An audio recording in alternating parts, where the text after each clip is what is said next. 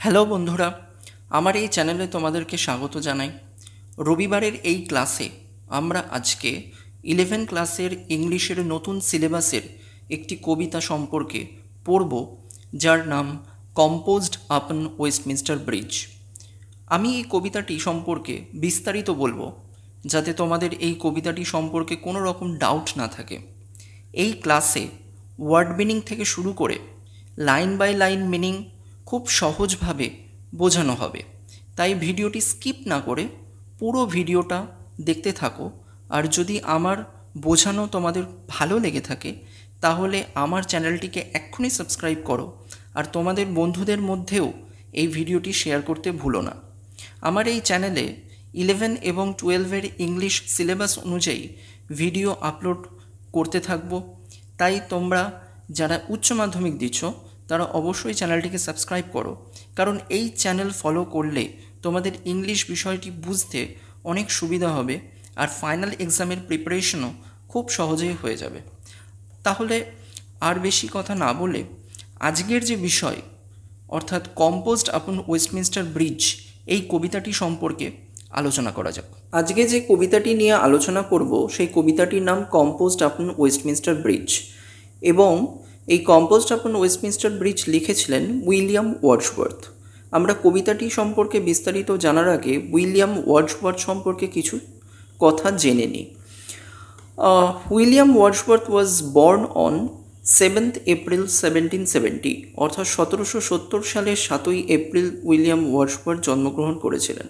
He brought in the English romantic movement with the publication of lyrical ballads in 1798, অর্থাৎ 1798 সালে lyrical ballads publish করার মাধ্যমে William Wordsworth English romantic মুভমেন্টের সূচনা করেছিলেন। এবং এই লিরিক্যাল ব্যালাডস তিনি একা লেখেননি। He had jointly written with another romantic poet, যার নাম Samuel Taylor Coleridge. Wordsworth wrote much of his poetry in the Lake District in Cumbria, অর্থাৎ ওয়ার্ডসওয়ার্থ তার কবিতার বেশিরভাগ অংশটাই লিখেছিলেন লেক ডিস্ট্রিক্ট, যেটা কিনা কামব্রিয়ায় অবস্থিত, যেটা কিনা আবার তার জন্মস্থান, where he was born. Wordsworth went on landscape tours of the Alps, Italy, Switzerland and France. Wordsworth বিভিন্ন জায়গায় তিনি ট্যুর করতেন, তার মধ্যে আলপস, ইটালি, সুইজারল্যান্ড এবং ফ্রান্সও ছিল। And discovered a profound love for nature, অর্থাৎ আবিষ্কার করেছিলেন প্রকৃতির প্রতি গভীর ভালোবাসা। Wordsworth was made poet laureate in 1843, 1843 সালে ওয়ার্ডসওয়ার্থ পোয়েট লরিয়েট হয়েছিলেন।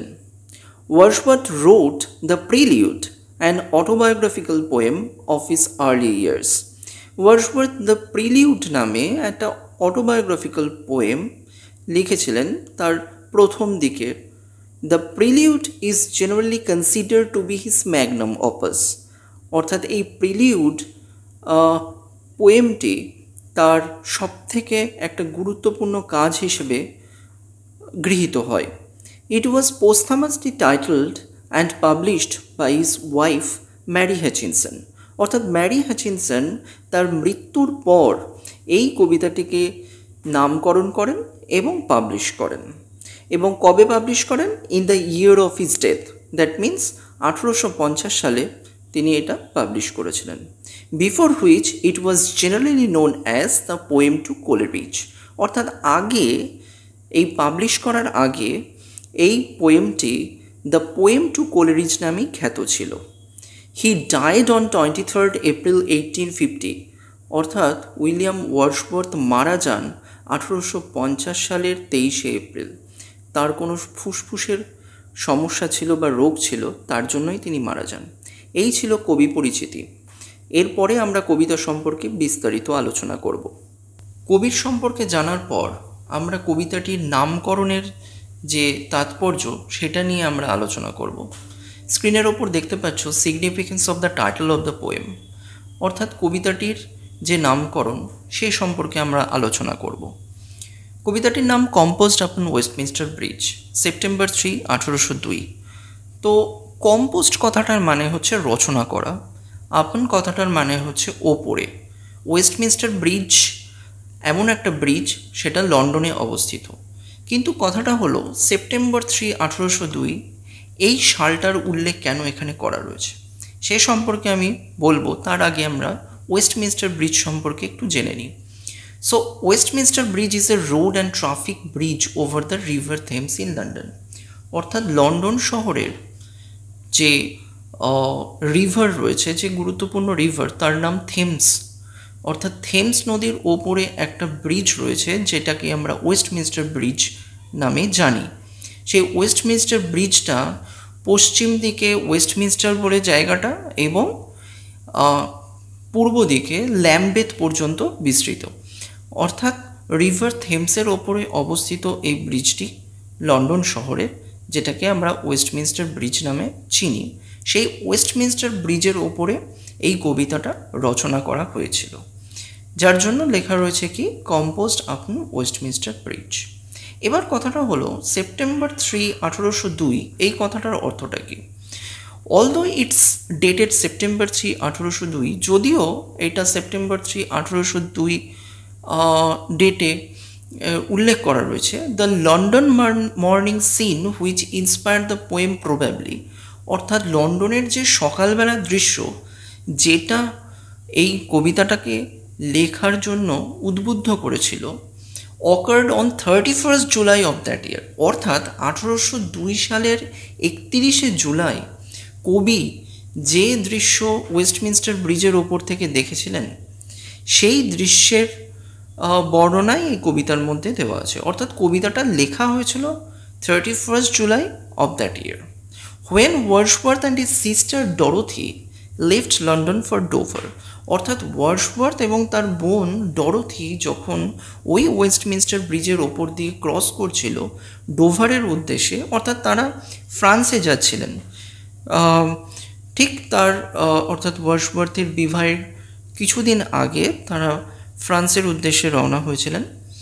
ম্যারি হ্যাচিনসন, যিনি হচ্ছেন ওয়ার্ডসওয়ার্থের স্ত্রী, তার বিবাহের ঠিক কিছুদিন আগে তখন লন্ডন শহরের ওই ব্রিজের ওপর দিয়ে একদিন তারা ক্রস করছিলেন ওই ব্রিজটা ডোভারে যাওয়ার উদ্দেশ্যে। সেই সময় তিনি এই দৃশ্যটা দেখেছিলেন এবং সেই দৃশ্যটা দেখে এতটাই মুগ্ধ হয়েছিলেন যে তিনি এই কবিতাটি লিখেছিলেন। Although the title announces that it was composed upon Westminster Bridge September 3, 1802, অর্থাৎ যদিও এটা উল্লেখ করা রয়েছে সেপ্টেম্বর 3, 1802, কিন্তু actually this was probably the date on which Wordsworth completed the poem. অর্থাৎ এই ডেটটাতে এই কবিতাটা সম্পূর্ণ করেছিলেন তিনি। অর্থাৎ কবিতা লেখা সম্পূর্ণ হয়েছিল সেপ্টেম্বর 3, 1802 সালে।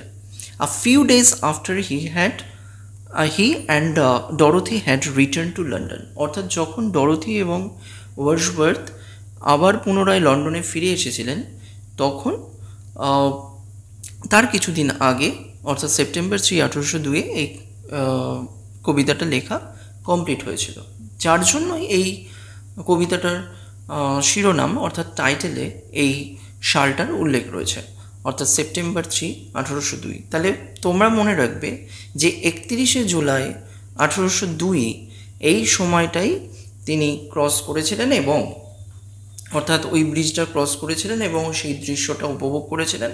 কিন্তু সেপ্টেম্বর 3, 1802 এই কবিতাটা অ্যাকচুয়ালি লেখা কমপ্লিট হয়েছে।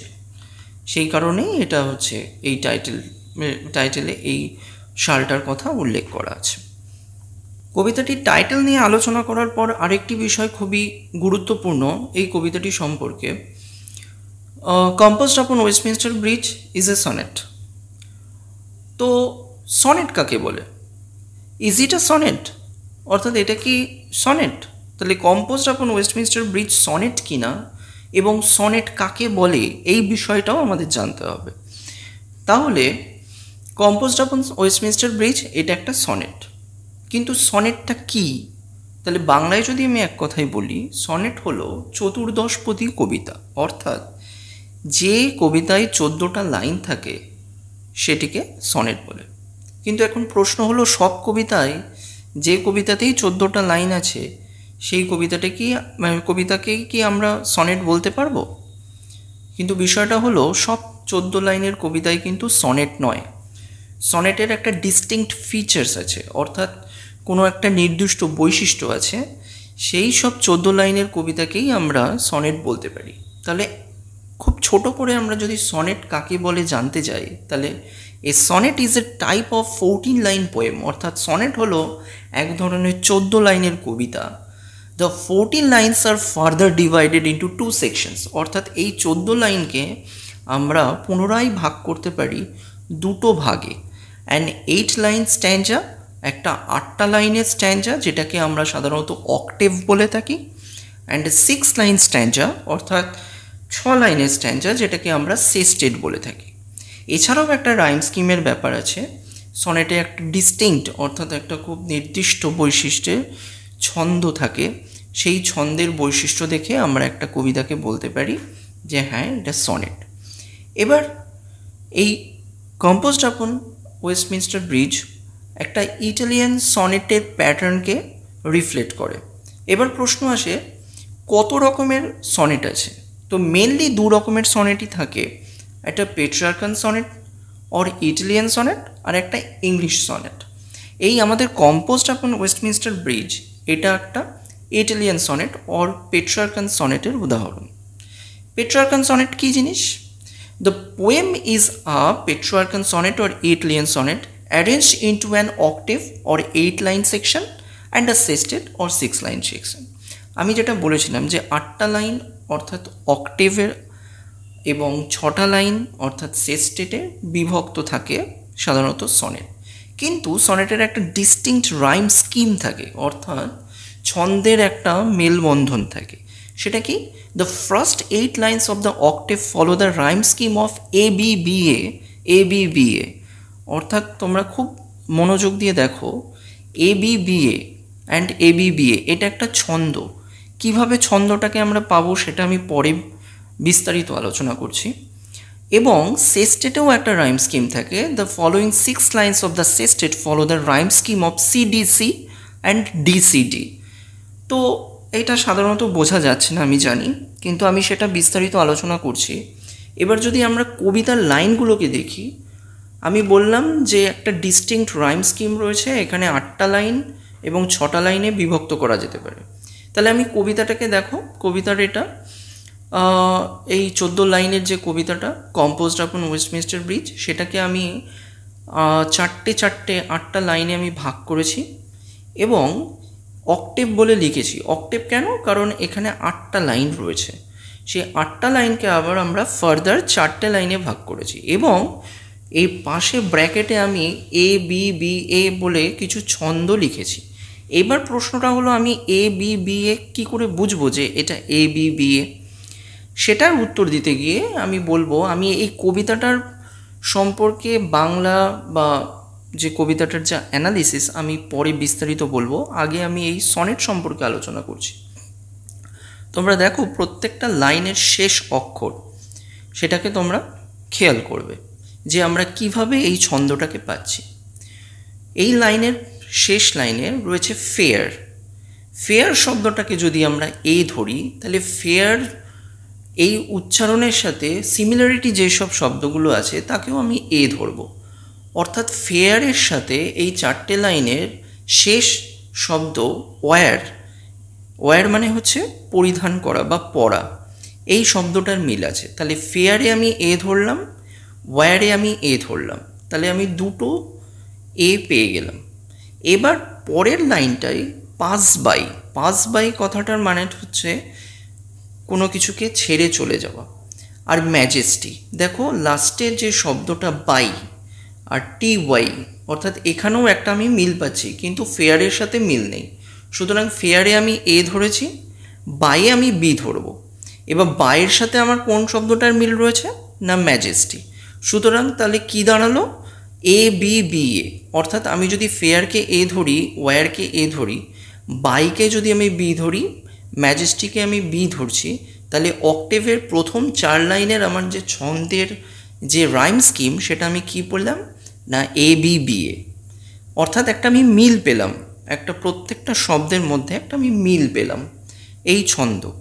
এবার সেকেন্ড যে অক্টেভের যে সেকেন্ড পার্ট অর্থাৎ শেষের যে 4টে লাইন সেটাকে আমি যদি ধরি, একইভাবে দেখো লাস্ট শব্দগুলোকে বেয়ার, বেয়ার মানে উন্মুক্ত। তো বেয়ার শব্দটার উচ্চারণের সাথে সাথে বেয়ারের মতন কোন শব্দটা উচ্চারিত হচ্ছে এই 4টে লাইনের, তো লাস্টের যেটা রয়েছে এয়ার, তাহলে বেয়ারের যদি আমি এ ধরি তাহলে এয়ার শব্দটাও সিমিলারভাবে উচ্চারিত হচ্ছে বেয়ার এয়ার, সুতরাং এয়ারটাতেও আমি এ ধরলাম। একইভাবে লাই, তো বেয়ারের সাথে তো আর লাইয়ের কোনো মিল নেই, তো বেয়ারে আমি এ ধরেছি, সুতরাং লাইয়ে আমি কি ধরবো, বি ধরবো। এবার লাইয়ের সাথে এই 4টে লাইনের শেষ শব্দর কোনটা মিল রয়েছে না, লাই স্কাই, তো আমি লাইয়ে বি ধরেছি, স্কাইয়েও বি ধরবো, সুতরাং আমি একটা ছন্দের মিল পেলাম। সেটা কি হবে না, এ বি বি এ।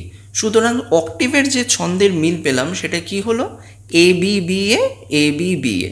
তাহলে অক্টেভের এটাই হচ্ছে রাইম স্কিম। তাহলে আমরা অক্টেভের রাইম স্কিম পেলাম। ঠিক একইভাবে যে পরের পার্ট অর্থাৎ পরের যে 6টা লাইন সেটাকে বলা হয় সেস্টেট, অর্থাৎ সনেটের যে প্রথম 8টা লাইনকে অক্টেভ বলে, শেষের 6টা লাইনকে সেস্টেট বলে। তো আমরা অক্টেভের রাইম স্কিম পেলাম A B B A B B A. এবার সেস্টেটের যে রাইম স্কিম সেটাকে আমরা দেখি। একইভাবে শেষ শব্দগুলোকে আমরা লক্ষ্য রাখব। তো এখানে যে সেস্টেটের প্রথম লাইন তার শেষ অক্ষর স্টিপ, তাহলে স্টিপে আমরা যেহেতু ওপরে অক্টেভ পার্টে এ আর বি ধরা হয়ে গেছে, তাই এখানে স্টিপ শব্দটাকে আমরা সি ধরব, কারণ ওপরের কোনো শব্দের সাথে স্টিপ এই শব্দটার কোনো মিল নেই। সুতরাং স্টিপ এই উচ্চারণটা সাথে যে শব্দটার উচ্চারণ মিলবে আমি সেটাকেই সি ধরব। তাহলে স্টিপে যদি আমি সি ধরি তাহলে লাস্টের 3টে লাইনের মধ্যে, এই প্রথম 3টে লাইনের মধ্যে কোন শব্দটা সঙ্গে স্টিপ শব্দটার মিল রয়েছে না, ডিপ। সুতরাং আমি স্টিপে সি ধরেছি, ডিপেও সি ধরেছি। আর 3টে লাইনের মধ্যে একটা লাইন পড়ে রয়েছে, তার শেষ শব্দটা হিল, তাহলে হিলের সঙ্গে কোনো স্টিপ শব্দটা মিল থাকছে না, তাই হিলে আমরা ডি ধরব। তাহলে আমরা কি স্কিম পেলাম, সিডিসি, অর্থাৎ রাইম স্কিমটা কি হলো, সিডিসি। একইভাবে শেষ সেস্টেটের যে 3টে লাইন সেটাতেও কি ধরবো, আমরা আগের লাইনে হিল ধরেছিলাম, হিল শব্দটার সাথে দেখো সেস্টেটের যে শেষের প্রথম লাইন তার শেষ শব্দটা উইল, তাহলে হিলের সাথে উইলটা মিল আছে, তাহলে হিলে আমরা ডি ধরেছিলাম, সুতরাং উইলেও আমরা ডি ধরবো। স্টিল এই শব্দটাও মিল রয়েছে হিলের সাথে, সুতরাং স্টিলের সাথেও ডি ধরবো। আর অ্যাসলিপ শব্দটা সাথে স্টিপ, ডিপ এই শব্দগুলোর মিল রয়েছে, সুতরাং ওপরে যেহেতু সি ধরেছি সুতরাং অ্যাসলিপেও আমরা সি ধরবো। তাহলে কি রাইম স্কিম পেলাম, সিডিসি ডিসিডি। তাহলে সেস্টেট আর অক্টেভের রাইম স্কিম ঠিক এইভাবেই বিবেচনা করা হয়। তো যে 14 লাইনের কবিতা এইভাবে যার রাইম স্কিম রয়েছে, যার রাইম স্কিমের একটা মিল রয়েছে, এবং আরেকটাও বিষয় আছে আয়াম্বিক পেন্টামিটার।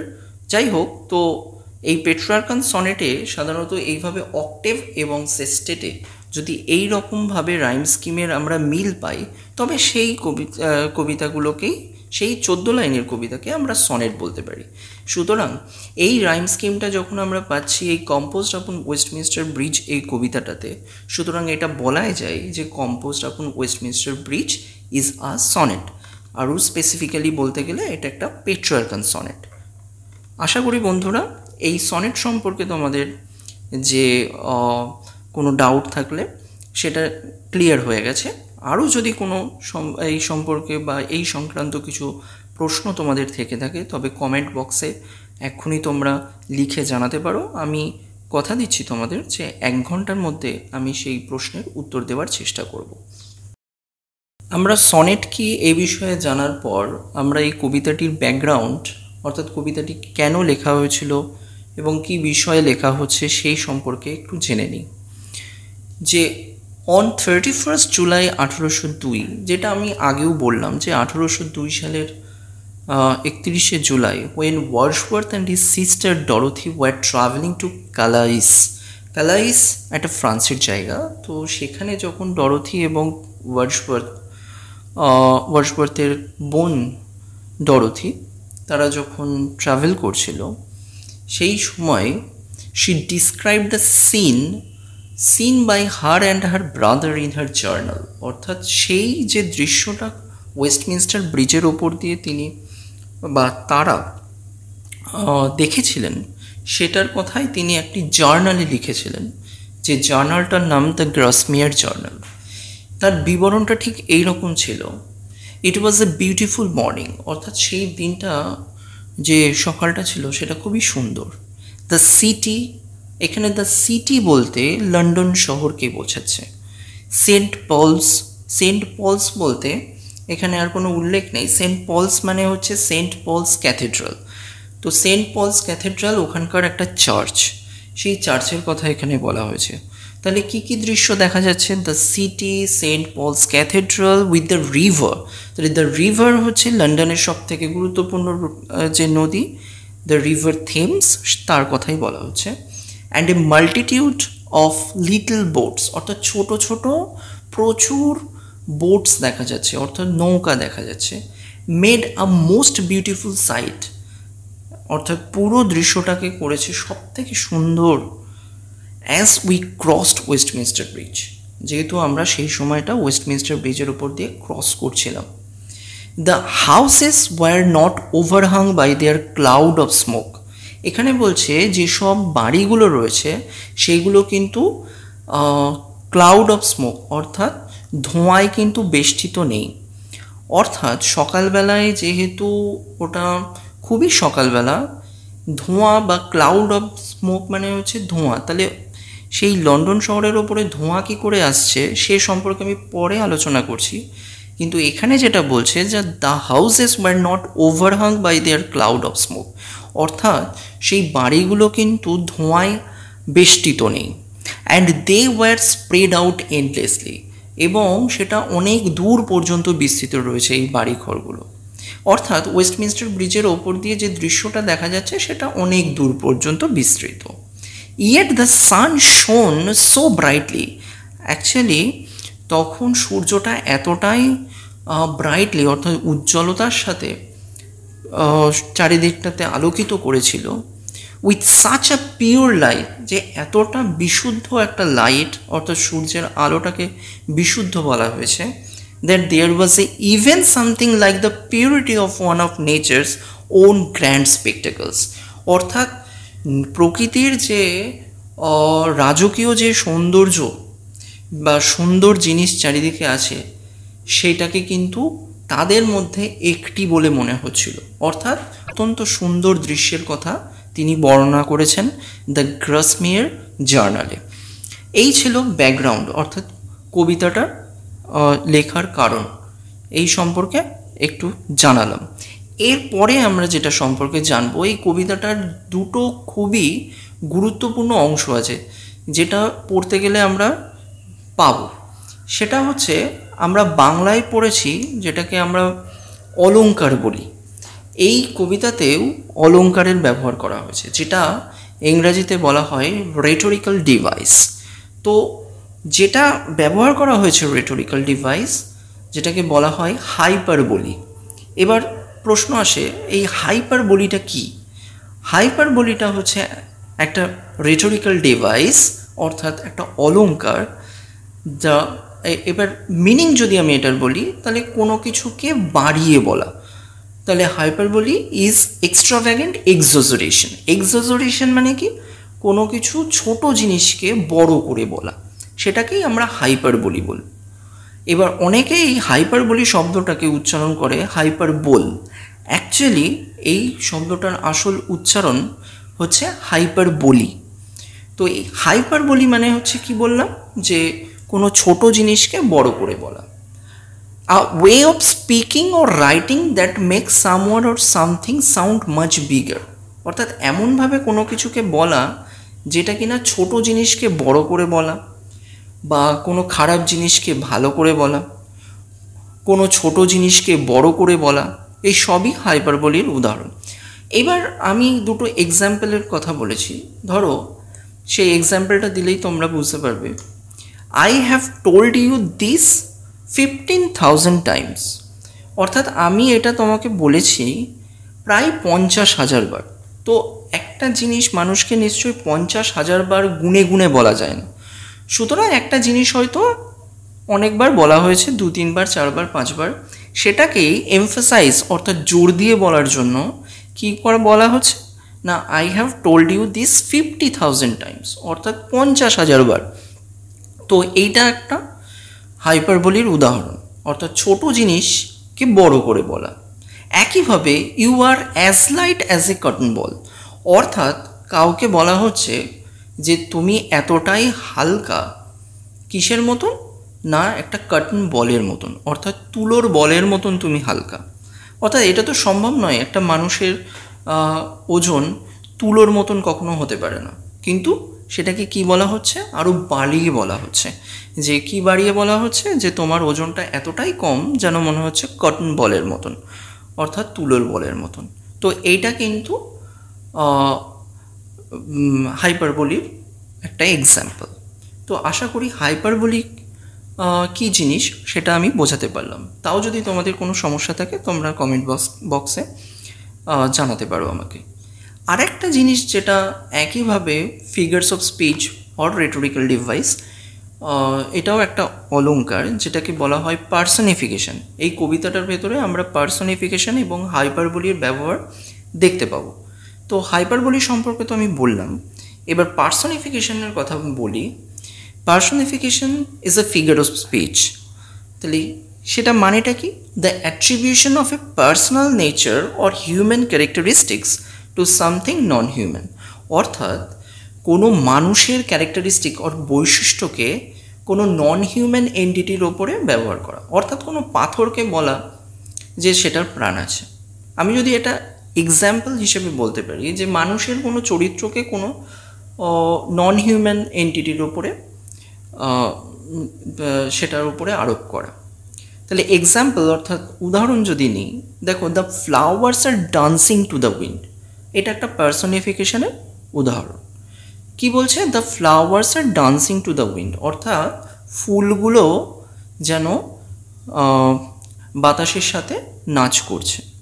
তো ফুলের তো প্রাণ নেই, কিন্তু বলছে কি ডান্স করছে। ডান্স তো মানুষই করতে পারে বা যার প্রাণ আছে তারা করতে পারে, কিন্তু এখানে কি বলা হচ্ছে না, ফুলগুলো বাতাসের সাথে যেন নাচ করছে। তাহলে মানুষের যে হিউম্যান ক্যারেক্টারিস্টিক্স সেটা ফ্লাওয়ার যেটা নন হিউম্যান এন্টিটি তার ওপরে কিন্তু আরোপ করে দেখানো হচ্ছে যেন তার একটা হিউম্যান নেচার রয়েছে। এইটা একদম ক্লিয়ার কেস অফ পার্সনিফিকেশন, এটা পার্সনিফিকেশনের একটা উদাহরণ। সেকেন্ড এক্সাম্পল হিসেবে যদি আমি ধরি, the bright lights are dancing on the surface of the water, অর্থাৎ ব্রাইট লাইট অর্থাৎ উজ্জ্বল আলো যেন ওই ওয়াটার অর্থাৎ জলের ওপরে ডান্স করছে অর্থাৎ নাচছে। একইভাবে লাইটের তো প্রাণ নেই, কিন্তু এখানে দেখানো হচ্ছে কি জলের ওপর লাইটটা ডান্স করছে। তো এইটাও কিন্তু একটা পার্সনিফিকেশনের উদাহরণ।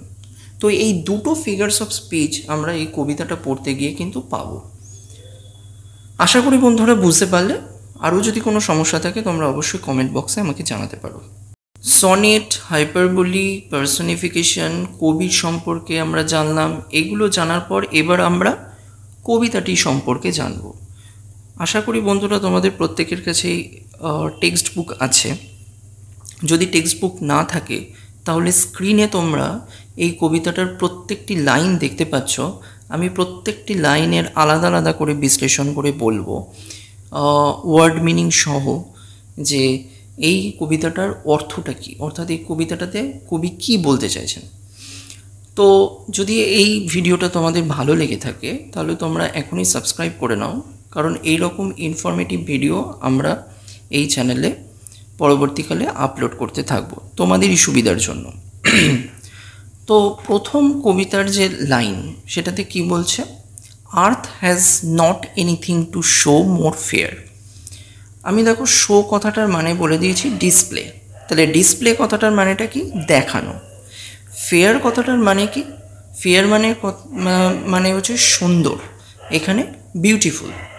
তাহলে আর্থ has not anything to show more fair, অর্থাৎ পৃথিবীর এমন কোনো কিছু নেই দেখানোর মতন যেটা কিনা মোর বিউটিফুল, অর্থাৎ যেটা কিনা মোর ফেয়ার বলতে মোর বিউটিফুল, অর্থাৎ পৃথিবীর এমন কোনো কিছু নেই যেটা কিনা দেখানোর মতন যেটা কিনা মোর বিউটিফুল, অর্থাৎ খুবই সুন্দর। এখানে আমি বড় করে লিখে দিয়েছি হাইপারবোলি অর এক্সাজারেশন, অর্থাৎ কোনো কিছু বাড়িয়ে বলা। আমি আগেই বলেছি, তাহলে কবি এখানে জোর দিয়ে বলতে চাইছেন বা বাড়িয়ে বলতে চাইছেন যে পৃথিবীর এমন কোনো কিছু নেই দেখানোর মতন যেটা কিনা মোর বিউটিফুল, অর্থাৎ খুবই সুন্দর। তাহলে কোনো কিছু নেই, এটা কি বোঝাতে চাইছে কবি? আমি আগেই বলেছিলাম যে 31 জুলাই 1802 যখন কবি এবং কবির বোন অর্থাৎ ওয়ার্ডসওয়ার্থ এবং ডরোথি ওয়েস্টমিনস্টার ব্রিজ ক্রস করছিলেন, তখন সকালবেলায় লন্ডনের যে দৃশ্য তারা উপভোগ করেছিলেন বা উপলব্ধি করেছিলেন, সেই দৃশ্যটার কথা এখানে বলা হয়েছে। সেই দৃশ্যটা কবির মতে এতটাই সুন্দর যে পৃথিবীর বুকে ওই রকম সৌন্দর্য আর নেই। সেই কারণে কবি জোর দিয়ে বলার জন্য বাড়িয়ে তিনি বলছেন যে পৃথিবীর এমন কোনো সৌন্দর্য নেই দেখানোর মতন যেটা কিনা লন্ডন শহরে আমরা দেখেছিলাম 31 জুলাই। সেটা কি সম্ভব যে পৃথিবীর বুকে আর কোনো সুন্দর বস্তু নেই বা সৌন্দর্য নেই বা সুন্দর দৃশ্য নেই? কিন্তু না, নিশ্চয়ই আছে। কিন্তু কবি এখানে জোর দিয়ে বলার জন্য হাইপারবোলি এই রেটোরিক্যাল ডিভাইস ব্যবহার করে এটাকে বাড়িয়ে বলে সেটার ওপর জোর দিয়ে বোঝাতে চেয়েছেন যে লন্ডনের 31 জুলাইয়ের যে দৃশ্য সেটা অত্যন্ত সুন্দর এবং সেই দৃশ্য হয়তো পৃথিবীর বুকে আর নেই। এই প্রথম লাইনটার মাধ্যমে কবি এটাই বোঝাতে চেয়েছেন। পরের লাইনে বলছে, dull would he be of soul who could pass by. Dull কথাটার মানে কি? ল্যাকিং ইন্টারেস্ট, অর্থাৎ উপভোগ করার যার ইচ্ছে নেই। সোল কথাটার মানেটা কি? The spiritual part of a person. Soul কথাটার মানে হচ্ছে আত্মা, বাংলায় বলতে গেলে আমাদের আত্মা। পাস বাই কথাটার মানে হচ্ছে গো পাস্ট মানে কোনো কিছু ছেড়ে চলে যাও। তাহলে এখানে কি মানে হচ্ছে? Dull would he be of soul who could pass by, অর্থাৎ সে একটা নিরস ব্যক্তি যে কিনা এই সৌন্দর্যটা উপভোগ না করে চলে যায়। তাহলে dull would he be of soul who could pass by, অর্থাৎ লন্ডনের এই সৌন্দর্য উপভোগ না করে অ্যাকচুয়ালি যে চলে যাবে সে কি না একজন ডাল, অর্থাৎ একজন নিরস ব্যক্তি, অর্থাৎ সৌন্দর্য উপভোগ করার তার কোনো ইচ্ছেই নেই, এই ধরনের মানুষ। কারণটা তার তৃতীয় লাইনে তিনি বর্ণনা করেছেন কি, a sight so touching in its majesty. কারণটা কি? এই সাইট কথাটার মানে হচ্ছে দ্য এবিলিটি টু সি, অর্থাৎ দেখার ক্ষমতা, কিন্তু এখানে সাইট মানে দৃশ্য, অর্থাৎ লন্ডনের দৃশ্যটা এতটাই টাচিং, অর্থাৎ স্পর্শ করে মানুষকে বা হৃদয়কে স্পর্শ করে, ইন ইটস ম্যাজেস্টি, অর্থাৎ এতটাই রাজকীয় যে এটা মানুষের মনকে স্পর্শ করবে। সেই স্পর্শ করা দৃশ্য যে কিনা উপভোগ না করে চলে যাবে, সে হবে একজন ডাল ব্যক্তি, অর্থাৎ সে একজন নিরস ব্যক্তি। কবি এই কথাটা এই 3টে লাইনের মাধ্যমে বোঝাতে চেয়েছেন। চতুর্থ লাইনে এখানে একটা পার্সনিফিকেশন ব্যবহার করেছেন। তিনি বলছেন দিস সিটি, এখানে দিস সিটি বলতে লন্ডন শহরকে বোঝানো হয়েছে। তাহলে দিস সিটি আর তারপরে একটা আর্কাইক ওয়ার্ড, অর্থাৎ একটা প্রাচীন শব্দ উল্লেখ রয়েছে যেটার মানে হলো ডাজ। এই ডট কথাটা আগেকার কবিরা ব্যবহার করতেন কবিতাতে, কিন্তু এখন আর ব্যবহার হয় না। এই ডট কথাটার অর্থ হলো ডাজ। তাহলে কি মানে দাঁড়াচ্ছে? দিস সিটি অর্থাৎ লন্ডন শহরটা নাও অর্থাৎ এখন, doth like a garment wear, যেন মনে হচ্ছে একটা জামা পরে নিয়েছে। তাহলে এখানে জামা পরে নেওয়ার ব্যাপারটা কি? সিটি অর্থাৎ তার তো প্রাণ নেই, কিন্তু কবি বলছেন কি এই লন্ডন শহরটা যেন জামা পরে নিয়েছে। কিসের জামা পরেছে? আসল কথা যে তখন যে সূর্যোদয় হয়েছে অর্থাৎ সূর্যের আলোর জামা পরে নিয়েছে। এটা অ্যাকচুয়ালি পার্সনিফিকেশন ব্যবহার করেছেন কবি, এটা বোঝানোর জন্য যে লন্ডন শহরের ওপর তখন সূর্যোদয় হয়েছে এবং সূর্যের আলোটা সিটির ওপরে অর্থাৎ লন্ডন শহরে পড়েছে। সেই শহরের ওপর এমনভাবে পড়েছে যেন মনে হচ্ছে লন্ডন শহরটা যেন সূর্যের আলোর জামা পরে নিয়েছে। এই চারটে লাইনের অর্থ তাই, অর্থাৎ অক্টেভ যে সনেটের যে প্রথম ভাগ অক্টেভ, প্রথম 8টা লাইন, তার প্রথম 4টে লাইনের অর্থটা এটাই। কারোর যদি বুঝতে কোনো সমস্যা থাকে অবশ্যই তোমরা কমেন্ট বক্সে বলবে, আমরা আবারও চেষ্টা করব পুনরায় এটা বিশ্লেষণ করা। কিন্তু আপাতত আমরা পরের লাইনে চলে যাই। অক্টেভের যে শেষ 4টে লাইন সেটা কি বলছে? The beauty of the morning silent and bare. এবং ওই 31 জুলাইয়ের যে মর্নিং অর্থাৎ সকালবেলার যে দৃশ্যটা ছিল, যে সৌন্দর্যটা ছিল, যে সকালের যে সৌন্দর্য সেটা কীরকম না সাইলেন্ট অ্যান্ড বেয়ার। তাহলে এখানে খুব প্রয়োজনীয় এই দুটো শব্দই। সাইলেন্ট কেন?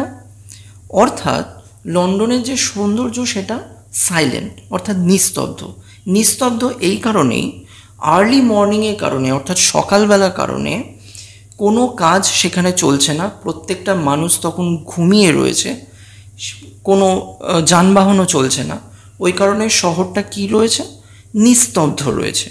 ওই কারণে বলছে the beauty of the morning, অর্থাৎ সকালবেলার যে সৌন্দর্য সেটা কীরকম না সাইলেন্ট অর্থাৎ নিস্তব্ধ এবং বেয়ার। বেয়ার কথাটার মানে হচ্ছে আনকভার্ড অর্থাৎ উন্মুক্ত থাকা। আনকভার্ড এই কারণেই কারণ কোনো জায়গায় ঢাকা নেই। লন্ডন শহরটা ওপরে সূর্যের আলো অবাধভাবে পড়তে পারছে, ওই কারণে বলছে কি আনকভার্ড, অর্থাৎ সেই লন্ডন শহরের ওপর কোনো রকম কভার নেই অর্থাৎ কোনো ঢাকা নেই, যার উপর সেই কারণেই সূর্যের আলো পড়তে পারছে।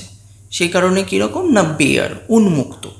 তা লন্ডন শহরের সকালবেলার সৌন্দর্য কীরকম না নিস্তব্ধ এবং উন্মুক্ত। কেন উন্মুক্ত তার পরের লাইনে বলছে কবি কি না কি কি জিনিস ওই লন্ডন শহরের ওয়েস্টমিনস্টার ব্রিজ থেকে দেখা যাচ্ছে তার বর্ণনা কবি এখানে দিচ্ছেন।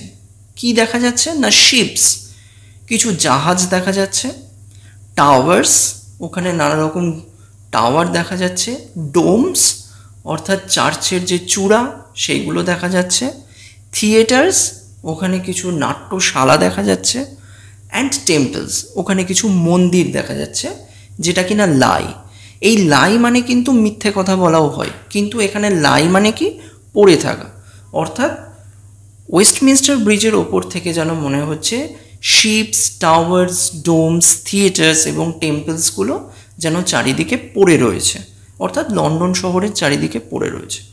লন্ডন শহরের দৃশ্যটাই এখানে বর্ণনা করা হয়েছে। এবং এই যে শিপস, টাওয়ার্স, ডোমস এইগুলো কি হচ্ছে খোলা রয়েছে আপন আনটু the fields and to the sky. Westminster ব্রিজের ওপর থেকে এই সমস্ত বাড়িগুলোকে দেখে মনে হচ্ছে কি ওপেন রয়েছে। কত দূর পর্যন্ত? একদম ফিল্ডস অর্থাৎ প্রান্তর পর্যন্ত, অ্যান্ড টু দ্য স্কাই, যেন মনে হচ্ছে একদম আকাশে গিয়ে মিলিত হয়েছে। অর্থাৎ আমরা যদি কোনো জায়গা থেকে দূরের কোনো দৃশ্য দেখি তাহলে যেন মনে হয় যেন আকাশের সাথে মিশে গেছে।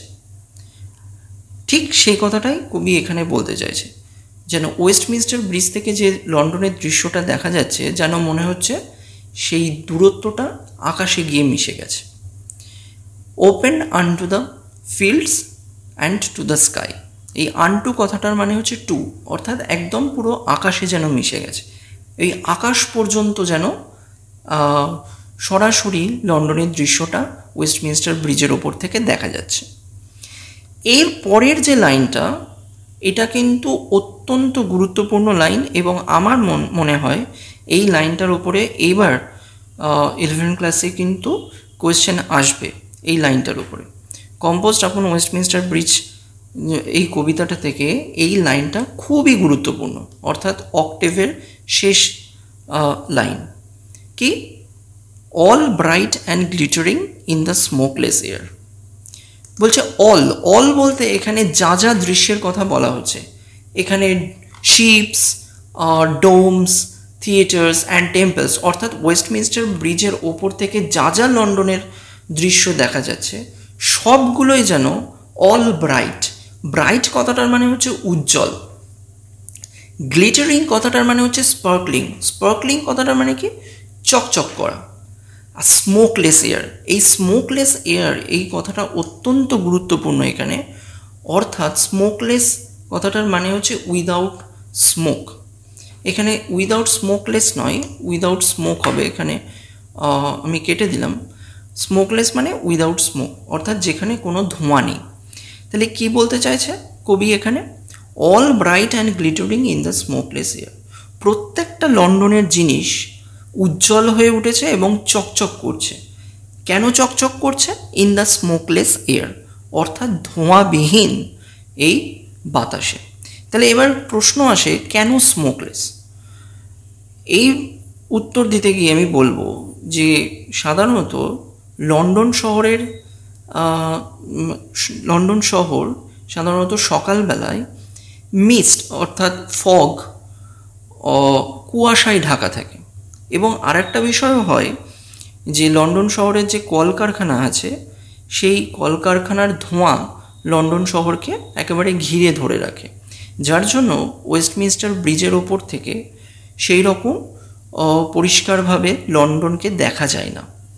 কবি এখানে বলতে চাইছেন যে সেই 31 জুলাই মর্নিংয়ে ওই ওয়েদার, অর্থাৎ ওই সকালের দৃশ্যটা স্মোকলেস ছিল, অর্থাৎ প্রথমত ওখানে ফগ ছিল না, অর্থাৎ কুয়াশা ছিল না, এবং সকালবেলার কারণে সেখানে কোনো কলকারখানাও খোলা ছিল না, যার জন্য কলকারখানা খোলা না থাকার কারণে কলকারখানার ধোঁয়াও লন্ডন শহরকে ঘিরে ধরেনি, যার জন্য প্রত্যেকটা লন্ডন শহরের জিনিস, অর্থাৎ ঘর বাড়ি, বোটস, শিপস, সব কিছুই যেন পরিষ্কার দেখা যাচ্ছিল এবং সেগুলো কি হচ্ছিল, অল ব্রাইট, সবই উজ্জ্বল হয়ে উঠেছিল, অ্যান্ড গ্লিটারিং অর্থাৎ চকচক করছিল। এই কবিতার এই লাইনটা অত্যন্ত গুরুত্বপূর্ণ, তোমরা অবশ্যই এই লাইনটার ওপরে জোর দেবে, পরীক্ষায় কিন্তু এই লাইনটার ওপরে কোয়েশ্চেন আসবে। এই ছিল অক্টেভের প্রত্যেকটা লাইনের বিশ্লেষণ। এর পরবর্তী যে লাইনগুলো আছে সেটা হচ্ছে সেস্টেট। সেস্টেটের যে 6টা লাইন সেই সম্পর্কে আমরা পরবর্তীতে আলোচনা করছি। অক্টেভ বলার পর এবার সেস্টেট সম্পর্কে আলোচনা করি। সেস্টেটের যে প্রথম লাইন, সেখানে কবি বলছেন, never did sun more beautifully steep. এখানে স্টিপ কথাটার মানে হচ্ছে সোক অর বাথ। বাথ মানে হচ্ছে স্নান করা, এটা কিন্তু BATH, বাথ মানে হচ্ছে স্নান, কিন্তু এটা অ্যাকচুয়ালি উচ্চারণটা, প্রোনাউন্সিয়েশনটা কি না, বেথ। তাহলে সোক মানে কি, শুষে নেওয়া, আর বেথ মানে কি, স্নান করা। তাহলে এখানে কি বলছে, never did sun more beautifully steep, অর্থাৎ আমি কখনো দেখিনি লন্ডন শহরের ওপর সূর্যটা এত সুন্দরভাবে লন্ডন শহরকে ভিজিয়ে দেয়। তাহলে লন্ডন শহরকে কীভাবে ভিজিয়ে দিচ্ছে, অর্থাৎ লন্ডন শহরের ওপরে সূর্যের আলো এমনভাবে পড়েছে যেন মনে হচ্ছে লন্ডন শহরটাকে ভিজিয়ে দিয়েছে, বা লন্ডন শহরটা স্নান করে নিয়েছে কিসে না, সূর্যের আলোয়। এটা কবি কখনো দেখেননি। এবং কি কতদূর এই সূর্যের আলো পড়েছে, ইন ইজ ফার্স্ট স্প্লেন্ডার। এখানে স্প্লেন্ডার কথাটার মানে হচ্ছে ম্যাগনিফিসেন্ট অ্যান্ড স্প্লেন্ডিড অ্যাপিয়ারেন্স, অর্থাৎ অসাধারণ সৌন্দর্য বা উজ্জ্বলতা। তাহলে ইন ইজ ফার্স্ট স্প্লেন্ডার অর্থাৎ সূর্যের প্রথম যে আলো সেটা কিসের কিসের ওপর পড়েছে লন্ডন শহরে? না ভ্যালি অর্থাৎ লন্ডন শহরের যে উপত্যকা রয়েছে সেখানে পড়েছে, রক অর্থাৎ দূরের যে পাথর, অর হিল অর্থাৎ সেই পাহাড়ের ওপরে পড়েছে। তাহলে পাহাড়ের ওপরে, ভ্যালির ওপরে এবং পাহাড়ের ওপরে যে ছোট ছোট পাথর বা পাথর রয়েছে সেই পাথরের ওপরে সূর্যের আলো, প্রথম আলো পড়েছে, যেটা কি না দেখে মনে হচ্ছে কি কবি বলছেন কি never did sun more beautifully steep. আমি কখনোই দেখিনি যে সূর্যের প্রথম আলো এত সুন্দরভাবে লন্ডন শহরকে ভিজিয়ে দিয়েছে। নেভার স, এখানে এন ইর পরে একটা অ্যাপোস্ট্রফি ইয়ার রয়েছে সেস্টেটের 3 নম্বর লাইন। তাহলে এই এন ই আর মানে হচ্ছে নেভার, সেটা শর্ট ফর্ম। তাহলে নেভার স, নেভার মানে কখনো, নেভার স আই, আমি কিন্তু কখনো দেখিনি, নেভার ফেল্ট, কখনোই আমি অনুভবও করিনি, আ কাম সো ডিপ, এই কাম শব্দটার মানে শান্তি অর্থাৎ শান্ত, এত এখানে সাইলেন্ট বা সাইলেন্স অ্যাকচুয়ালি, আর কাম সো ডিপ অর্থাৎ এতটাই গভীর যে নিস্তব্ধতা, এটা আমি কখনোই দেখিনি বা কখনো উপভোগও করিনি, কখনো উপভোগ করিনি আমি এটা, অর্থাৎ কবি বলছে, অর্থাৎ লন্ডন শহর এতটাই নিস্তব্ধ রয়েছে, এই রকম নিস্তব্ধতা আমি কখনো উপভোগ করিনি। তারপরের লাইনেই, এই লাইনটাও অত্যন্ত গুরুত্বপূর্ণ, এই লাইনের ওপরেও কিন্তু কোয়েশ্চেন আসবে 11 ক্লাসে, এটার ওপরে তোমরা জোর দেবে। The river glideth at his own sweet will. তাই এখানে দ্য রিভার বলতে কাকে বোঝানো হয়েছে আমি আগে এই সম্পর্কে বলেছি। দ্য রিভার হচ্ছে দ্য রিভার থেমস, অর্থাৎ লন্ডনের যে নদী, লন্ডনের যে গুরুত্বপূর্ণ নদী তাকে থেমস বলে। তাহলে সেই দ্য রিভার থেমসের কথা এখানে বলা হয়েছে, the river.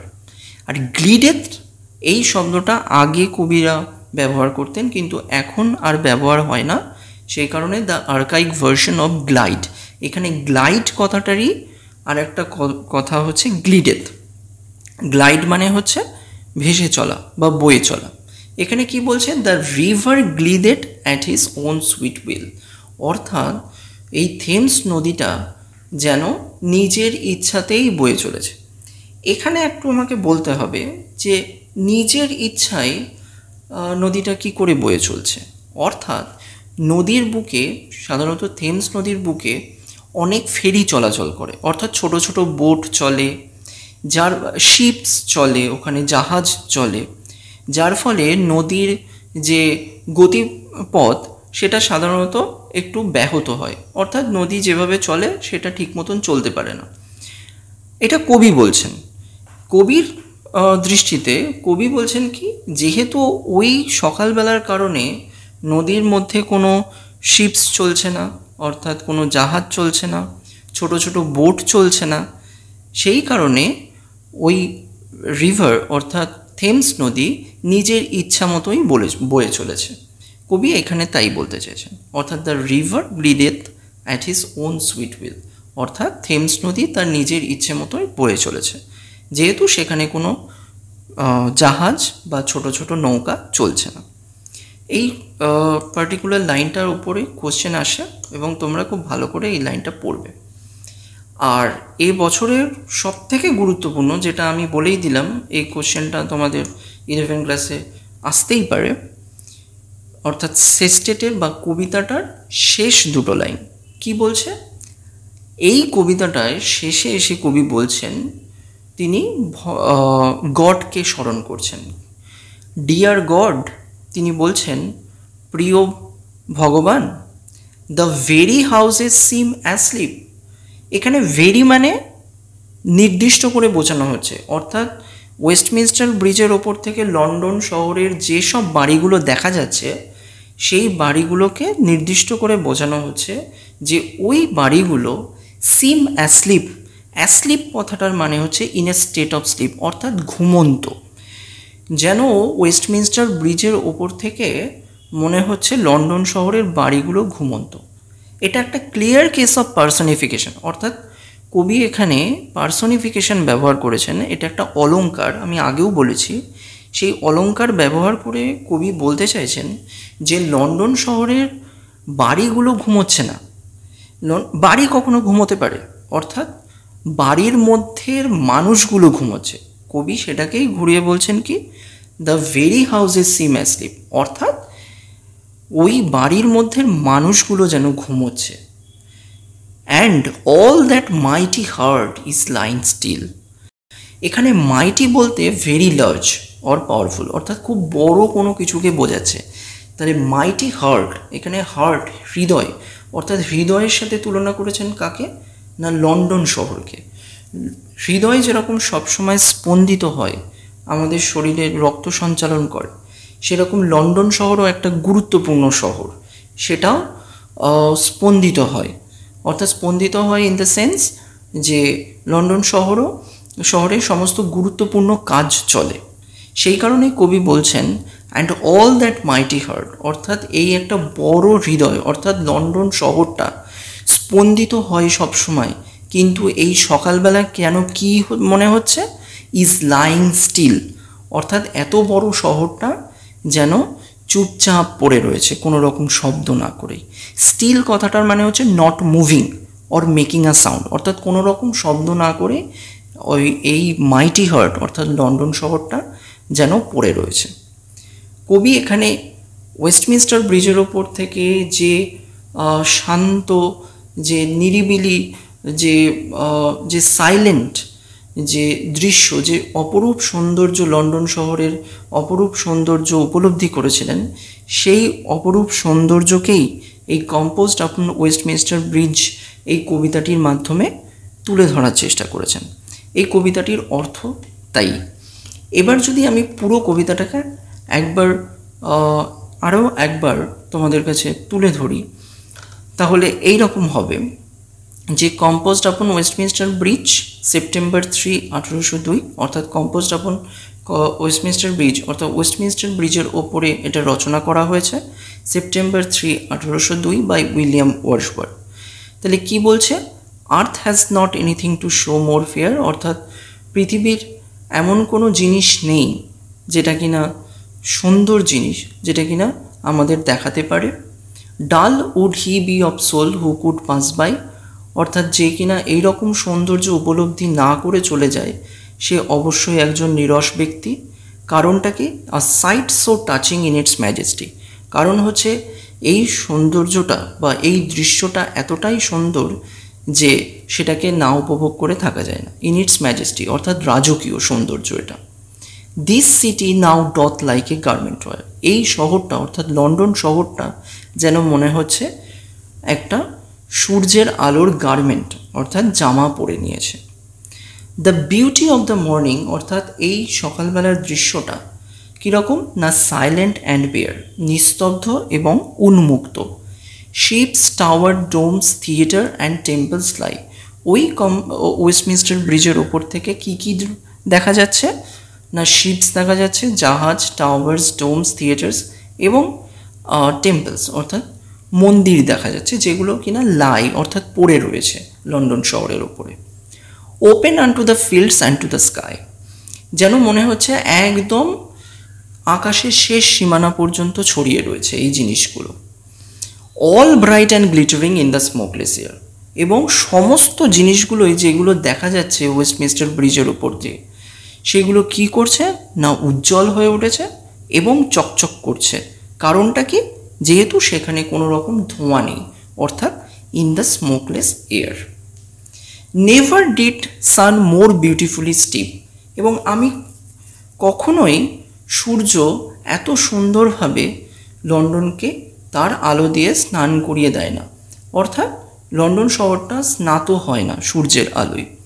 In his first Splendor, অর্থাৎ তার প্রথম কিরণ দিয়ে, অর্থাৎ সূর্যের কিরণ দিয়ে প্রথম যে কিরণ সেটা দিয়ে কিন্তু এত সুন্দরভাবে লন্ডন শহর স্নান করে না, অর্থাৎ লন্ডন শহরের ওপর পড়ে না, যাতে কিনা ভ্যালি, রক অর হিল, অর্থাৎ উপত্যকা এবং পাহাড় পর্যন্তও সেই সূর্যের প্রথম আলো ছড়িয়ে পড়েছে, যেটা কিনা নেভার স আই, আমি কখনোই দেখিনি, নেভার ফেল্ট, কখনো অনুভবও করিনি, আ কাম সো ডিপ, অর্থাৎ এত নিস্তব্ধতা যেটা কিনা খুবই গভীর। অর্থাৎ লন্ডন শহর একদম নিস্তব্ধ রয়েছে, সেই কথাটাই কবি এখানে বলতে চেয়েছেন। The river glideth at his own sweet will. River বলতে আমি বললাম থেমস নদী, লন্ডনের গুরুত্বপূর্ণ একটা নদী। The river Thames glideth at his own sweet will, অর্থাৎ তার এই রিভার থেমস তার নিজের ইচ্ছা মতোই বয়ে চলেছে। ডিয়ার গড, প্রিয় ভগবান, the very houses seem asleep, অর্থাৎ ওই ওয়েস্টমিনস্টার ব্রিজের ওপর থেকে যে বাড়িগুলো দেখা যাচ্ছে সেগুলোকে মনে হচ্ছে কি সিম অ্যাসলিপ, অর্থাৎ ঘুমন্ত মনে হচ্ছে। অর্থাৎ বাড়িগুলোর মধ্যে যে মানুষগুলো রয়েছে তাদেরকে মনে হচ্ছে যেন ঘুমোচ্ছে। And all that mighty heart is lying still, এখানে মাইটি হার্ট লন্ডন শহরকে বোঝানো হচ্ছে, যেন মনে হচ্ছে এই বড় মাইটি হার্ট অর্থাৎ বড় হৃদয়টি যেন ইজ লাইং স্টিল, অর্থাৎ চুপচাপ স্পন্দিত না হয়ে পড়ে রয়েছে। এই কবিতাটির মানে এটাই। তো বন্ধুরা, আশা করি তোমাদের এই কম্পোস্ট আপন ওয়েস্টমিনস্টার ব্রিজ সম্পর্কে সমস্ত ডাউট ক্লিয়ার হয়েছে। তাও যদি তোমাদের কোনো সমস্যা থাকে তোমরা কমেন্ট বক্সে আমাকে জানাতে পারো। আমি প্রত্যেকটি প্রশ্নের উত্তর 1 ঘন্টার মধ্যে দেওয়ার চেষ্টা করব। এবং এই সমস্ত 11 ক্লাসের সিলেবাস, 12 ক্লাসের সিলেবাস সম্পর্কে প্রত্যেকটি গল্প, কবিতা, গ্রামার, রাইটিং সম্পর্কে সমস্ত ভিডিও এবং এক্সাম প্রিপারেশন সম্পর্কে সমস্ত ভিডিও আমরা এই চ্যানেলে আপলোড করতে থাকব। তোমরা অবশ্যই এই চ্যানেলটিকে সাবস্ক্রাইব করে নাও।